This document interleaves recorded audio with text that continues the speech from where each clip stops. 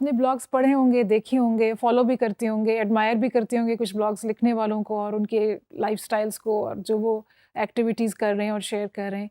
तो देखते हैं कि अगर आप अपना ब्लॉग खुद सेटअप करना चाहें, तो उसके लिए कौन-सी आपको इम्पोर्टेंट चीज़ें सोचने की ज़रूरत है, लिखने के अलावा।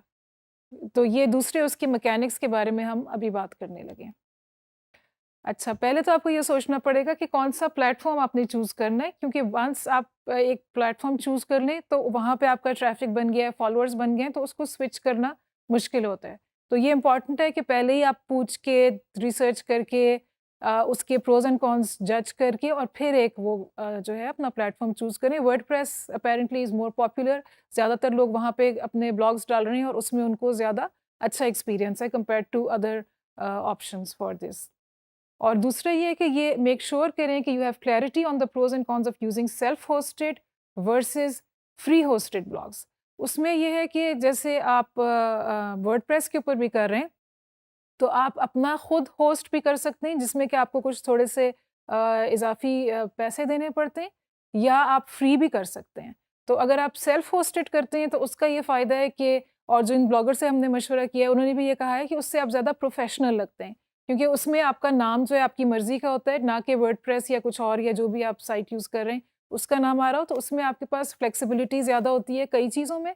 तो that might be a better idea अगर आप इसको प्रोफेशनली करना चाह रहे हैं और इनकम जनरेट करने के लिए करना चाह रहे हैं, और so that's something to keep in mind. और अगर आपने ये करना है तो उसके अलावा ये है कि ये एक एक्साइटमेंट में एकदम से आप शुरू कर लें और कोई टॉपिक सोच लें और उस पे 2 ब्लॉग्स या 3 ब्लॉग्स बनाएं और फिर आप कहें कि oh I run out of things to say. तो ये भी आपके पास एक प्लान होना चाहिए कि अच्छा, ये मैंने हर हफ्ते या हर 2 हफ्ते बाद के मेरे अगले ये टॉपिक्स हैं। कम से कम 6-8 हों और आपको एक वेग आइडिया हो कि आपने बाकी के अपने उसको कैसे करना है, क्योंकि ये भी ज़रूरी है ब्लॉग के सक्सेसफुल होने के लिए कि उसमें रेगुलर आप पोस्ट्स डालते रहें, ना कि कभी डाल दी जिस वक्त टाइम हुआ या मूड हुआ। तो अनलेस आप बिल्कुल उसको अपनी पर्सनल सेल्फ एक्सप्रेशन के लिए यूज़ करें। अगर आप ऑडियंस बनाना चाह रहे हैं तो फिर उसमें रेगुलर पोस्ट होनी चाहिए और वो आपको एक उसका time table schedule along with the topics उसमें पहले से होना चाहिए। बजट, अच्छा, ये पैसे कमाने का तरीका ज़रूर हो सकता है, लेकिन ये कि जैसे हम कोई भी बिज़नेस सेटअप करते हैं, उसमें कई दफ़ा कोई इनिशियल इन्वेस्टमेंट होती है। तो ये क्योंकि ऑनलाइन है और कोई आप फिज़िकली चीज़ सेटअप नहीं कर रहे, कोई ऑफ़िस सेटअप नहीं कर रहे, तो इसमें बहुत छोटी इन्वेस्टमेंट है। लेकिन ये कि बहरहाल it's important to keep in mind कि आपके कहाँ और कैसे पैसे खर्च हो सकते हैं। आप उसका हिसाब लेके चलें ताकि आपका जो लिखने का एफ़र्ट है, वो ज़ाया ना हो, क्योंकि आपने बाकी चीज़ों के बारे में पहले से ना सोचा। और आप लिख तो बहुत अच्छा रहे हो, लेकिन ये कि उसको आप बाकी जो उसकी जो एस्पेक्ट्स हैं वो मिसिंग हैं, तो इसलिए वो उस तरह से सक्सेसफुल ना हो पा रहा हो या ऑडियंसेस जो उसमें इंटरेस्टेड हो सकती हैं उन तक ना पहुंच पा रहा हो। सो लेट्स सी बजट्स किन चीज़ों के लिए हो सकते हैं। अच्छा, आपने अगर सिंपल अपने शौक के लिए ब्लॉगिंग करनी है तो उसकी एक डिफरेंट आप अपना हिसाब रखेंगे, और अगर आपने एंटरप्रेन्योर बन रहे हैं या ब्लॉगप्रेन्योर बनना है तो फिर उसके लिए आप थोड़ी सी इन्वेस्टमेंट करेंगे, क्योंकि आपको ये एक्सपेक्टेशन और एफर्ट है आपकी और कमिटमेंट है कि आपको उसमें रिटर्न्स भी मिलें। और अगर आप उसको बिजनेस के पॉइंट ऑफ व्यू से कर रहे हैं तो obviously you will be giving it more time also, तो इट्स मोर लाइकली कि आपकी जो इन्वेस्टमेंट है वो आपको रिटर्न्स शो करे। हार्डवेयर आपने क्या लेना है बेसिकली, तो ये कि लैपटॉप या डेस्कटॉप या जो भी आपका गैजेट या डिवाइस है वो कैसी है।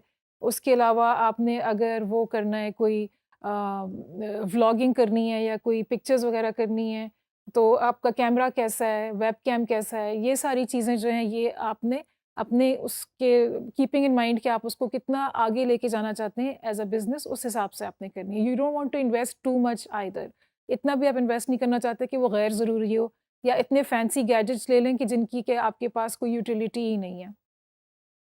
होस्टिंग आपने कैसी करनी है, उसको खुद करना है या फ्री में करना है, जिसमें कि वो दूसरे उनका जो साइट है उसका टाइटल रहता है। अगर प्रोफेशनली करना है तो इट्स रिकमेंडेड कि आप सेल्फ होस्टिंग करें।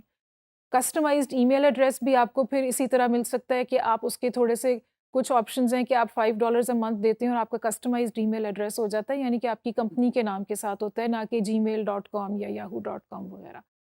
हो सकता है आपको कोई थोड़े टाइम के लिए शॉर्ट टर्म असाइनमेंट के ऊपर आपको चाहिए कोई ग्राफिक डिज़ाइनर जो कि आपको लोगो और हेडर बना दे, क्योंकि ब्लॉग्स के ऊपर सारे टेम्पलेट्स तो पहले से मौजूद हैं, लेकिन उसका थोड़ा सा रिजल्ट ये होता है कि सारे ब्लॉग्स एक जैसे लग रहे होते हैं, अच्छे लग रहे होते हैं लेकिन मिलते जुलते लग रहे होते हैं। So if you want to really stand out everything counts, सारी चीज़ें इंपॉर्टेंट होती हैं। और क्योंकि ये विजुअल मीडियम है, लोग इसको देख पढ़ते भी हैं, लेकिन उसके जो ओवरऑल विजुअल अपील है वो भी इंपॉर्टेंट होती है।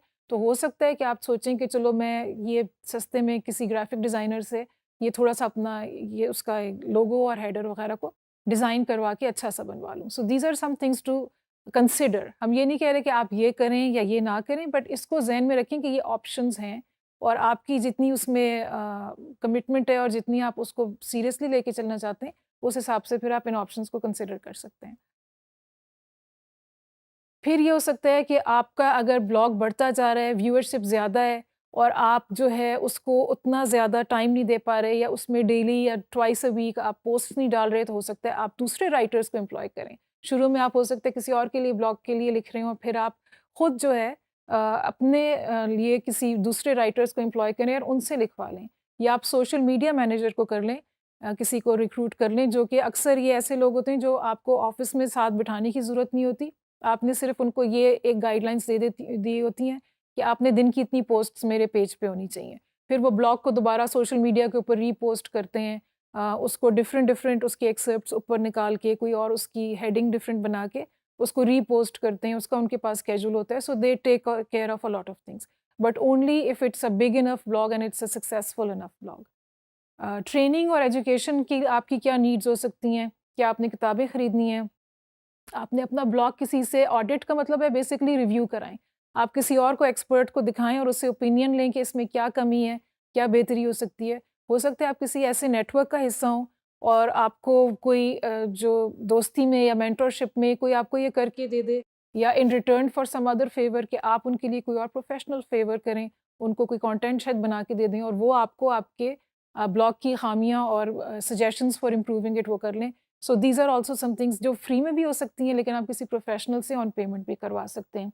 कॉन्फ्रेंसेस कोई आपने अटेंड करनी है, या कोच या कोई मेंटर, और जैसे कि आप जानते हैं कि कोई भी प्रोफेशनल नेटवर्क हो, कोई भी आप प्रोफेशन का हिस्सा हो, तो वो नेटवर्क आपको स्ट्रेंथ देता है, उससे आपको आइडियाज़ मिलते हैं, मोटिवेशन मिलती है। सो इट्स इम्पॉर्टेंट कि अगर कोई आपको पता लगे, और ये भी आप ऑनलाइन गूगल करके देख सकते हैं कि कौन सी कॉन्फ्रेंसेस हो रही हैं, कहाँ हो रही हैं। हो सकता है आपके शहर में ही कोई हो रही हो और आपको इत्तला ना हो, तो आप उसका हिस्सा बन सकते हैं। अच्छा, setting up your own blog, ये वर्डप्रेस जो है उसके हमने पेज की कुछ स्क्रीनशॉट्स आपको दिखाई हैं।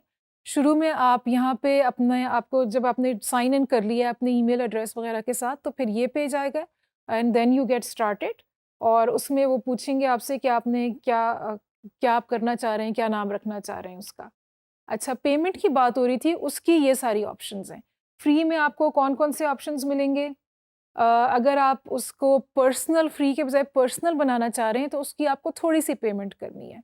अगर प्रीमियम करना है तो थोड़ी ज़्यादा है, that's for a bigger business. और फिर बिज़नेस जो है वो उसमें पेमेंट भी ज़्यादा है और उसमें बेनिफिट्स भी ज़्यादा हैं। आपको एड्स लेने की, मार्केट करने की ऑप्शंस कितनी हैं, और आप ईमेल अपना उसके साथ बना सकते हैं, और उसका जो खुद का वेब एड्रेस है वो आपका अपना हो सकता है। सो ये सारे ऑप्शंस आप इस पे डिटेल में देख सकते हैं कि ये सारे वेरी करते हैं।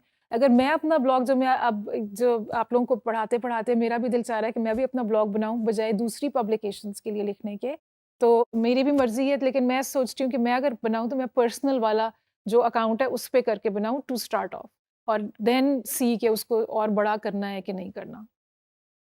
So this is about the budget, और हर चीज़ में, हर बिज़नेस के लिए जो है बजट्स और पैसों की इम्पोर्टेंस होती है। सो दिस इज़ इम्पोर्टेंट कि आप वो करें। अच्छा, फिर वो आपसे पूछेगा कि आपने क्या नाम रखना है अपने ब्लॉग का, तो मैंने उसको नाम लिखा है रूटेड रोमांस। तो उसने जो सजेशन दी है उसमें आप देख सकते हैं, उसमें बहुत सारे नंबर्स हैं। अगर फ्री में लेंगे तो वो अपनी मर्ज़ी का इस तरह का बहुत से नंबर्स और वर्डप्रेस भी आ रहा है, इस तरह का होगा। अगर हम उसको पर्सनल वाला या पेड वाला करेंगे तो फिर उसमें एक नीट सा और क्रिस्प सा, जो कि लोग आसानी से याद भी रख सकते हैं, rootedromance.blog करके, वो मुझे एड्रेस मिल सकता है। तो ये इस किस्म की चीज़ें आपको फिर वो ऑप्शन साथ-साथ देता रहता है। तो ये पहले से ही जानना इम्पोर्टेंट है कि कहा तो जाता है कि हाँ, ये फ्री है, लेकिन फिर थोड़े-मोड़े उसकी एडवांस्ड उसके फीचर्स के लिए हमें कुछ ना कुछ पेमेंट करनी पड़ती है। So better to feature and budget for that from before.